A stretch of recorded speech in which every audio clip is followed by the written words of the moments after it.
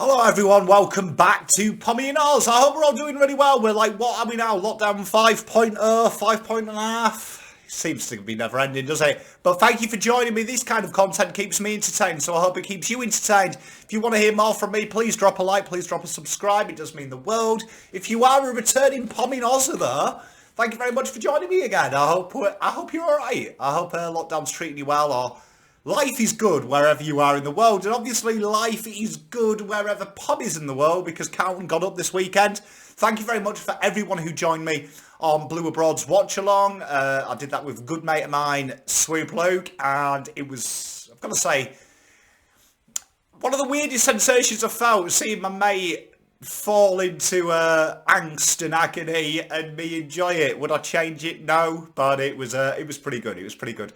So obviously we move on though. We can't live in the realms of past wins all the time, and we've got North Melbourne this weekend. And for those who, the link is up there now. We're going to go into this scouting report in a bit more detail in written form. Orally, obviously, we don't have as much opportunity. So we'll go into it. So I mean, obviously, what we know about this game is North Melbourne are the wooden spooners, aren't they? At the moment, the wooden spooners elect, and I'm always one of these guys that, you know, you get them moments in football. This is one of them ones that, I don't know, I'm not saying we're going to lose, but I have an uneasy feeling about it because, and I'll tell you for why. North Melbourne, when you've watched them play this year, they're very proficient at the moment of really moving the ball with a bit of control. It's real typical Noble style football. And you saw it demonstrated in the win against the Eagles. They have a real patient build-up. And they're the kind of teams that just genuinely I fear playing as a Carlton Football Club, because teams that are willing to be patient can hit us on the counter, can hit us on that counter. I'll look at the numbers though, and I feel a bit confident. I've got to say, I feel confident. I don't know if that's the Kool-Aid that I've been drinking, because I drank a lot of it, which made me feel on the couch. But when I look at these two matchups, on paper, Carlton have the edge. It's just, I don't know, it's almost like there isn't an element of trust in the boys. I know that sounds weird, because I do trust them. They stood up last week. It's, can they replicate that? And I don't know if that's just from the last decade, or if it's just me, you know, a bit of self-representation. But I've picked some 5 key matchups here that I really want us to get a look at. So the first one, and this is just me if I would be doing it, and that's Jack Zebo versus Jack Sylvanic, the two Jacks. So, I mean, the tail of the tape, not too dissimilar. 188 versus 194, 235 games versus 75. Amazing to think Jesus has played that many games. 30 in age, 23 to Jack Sylvanic. And you can see here that it favours Jack Zebo on form. But I like this matchup if I was the coach, and I'll tell you why. Jack Zebo is integral to everything they do. People talk about Aaron Hall, but I'd say that's incorrect. I'd say Zebo is the man. You watch Zebo, he takes the majority of their kick-ins. It's a staggering amount of kick-ins as well that he does take. It's the high. It's one of the highest I've seen in my time of doing it. It's 60%. That's exceptionally high.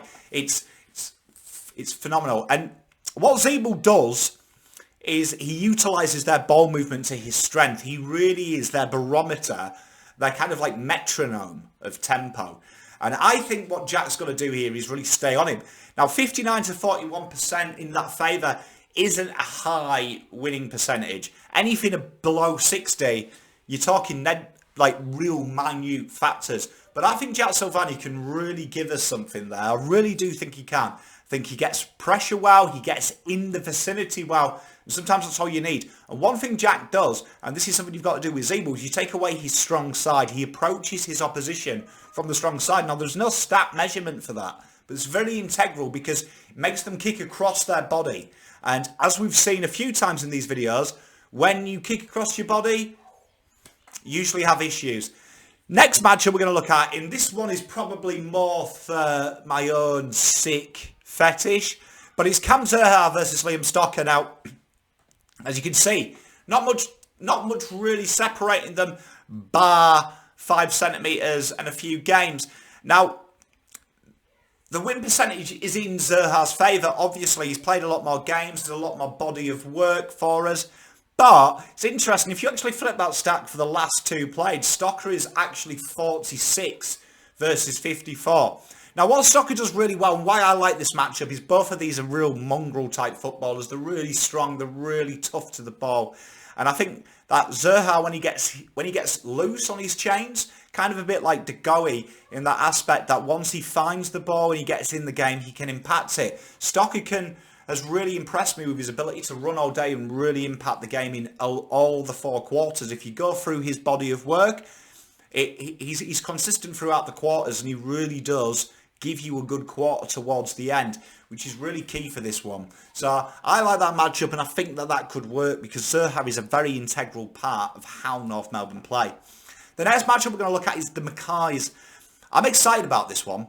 As you can see, look, you know, Harry's got the good looks. He's got the goal scoring now, so he's also got 3 centimetres on the bloke.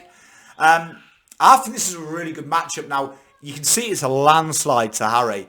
Now, that's no disrespect to Ben. Ben is very accomplished at what he does. He stays to his man well. He peels off at the right times. And he's got a really good ability as well as leading the forward where he wants, which is a rare gift. And it's something that's a very high risk, high reward. I think this is going to be a great matchup, though, because you've got two guys that have probably done this their entire lives in the back garden. So it's something that I'm really looking forward to. And I think it's going to be a great little matchup, that one.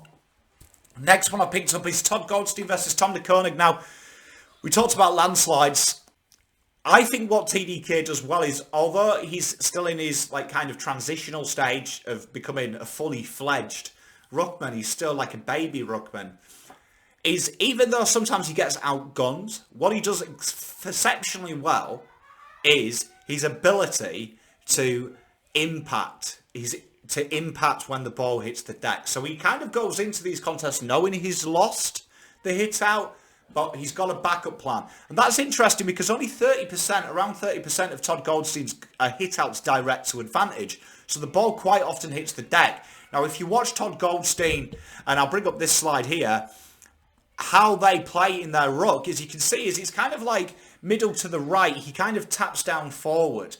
Now, last week we had Grundy, who kind of taps down straight to his feet, a bit like Stanley. He's actually palming it a little bit forward to the right. Now, this actually plays into, I think, TDK's methodology, because what TDK likes to do is he likes to really scrap in that contest. So from that hit out, he can become effectively an extra midfielder. And if you look at how North Melbourne play in the centre backs, you've got Cunnington, Davis, Uniacke and Simpkin, and they kind of... What Cunnington does is he's looking to stop a body coming in, and Davis and Simpkin are going to handball it out and try and get it out to Ander and McDonald.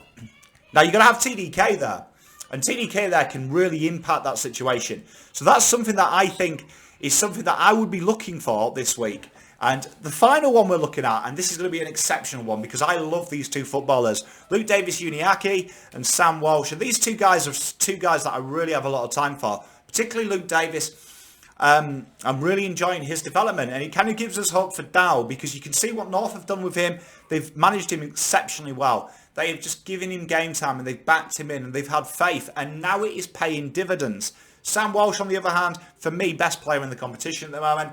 Absolute phenomenal, and I think he's hit his peak very early, and I think you're going to see this for the rest of his career. He's an absolute jet. These are two matchups that I really want because Davis-Uniacke has played in that kind of tagging role, run with, stopping role.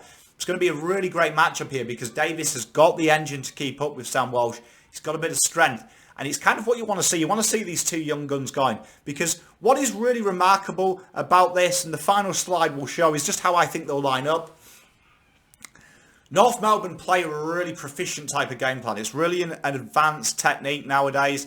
It's modern day football. You would be very happy if you're a North fan.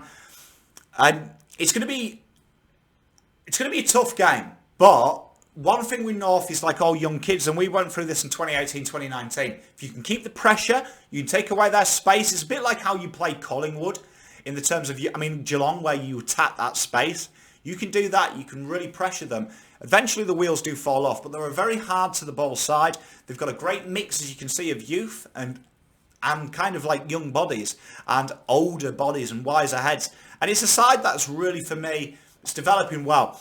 I think here, though, that Carlton have the ability to hurt this team on transition. And if they play quick and they look to attack the corridor, which is where they kind of set their defence, you've got a real good hope of beating this side. And it should be a great game. But I'm expecting here Carlton to win this one. I think they'll put on the show. I think Carlton are going to win this one by 30. Still not 100% confident, but I've just got a feeling that I'm hoping this isn't a false dawn. Let me know what you think in the comments, though. I'd love to hear what you think. As always, it's been a pleasure talking to you. See you Saturday. Remember, check me out on the watch along. Looking forward to that and being your cheer squad for you again. Come and join me. Help me out. Pom out.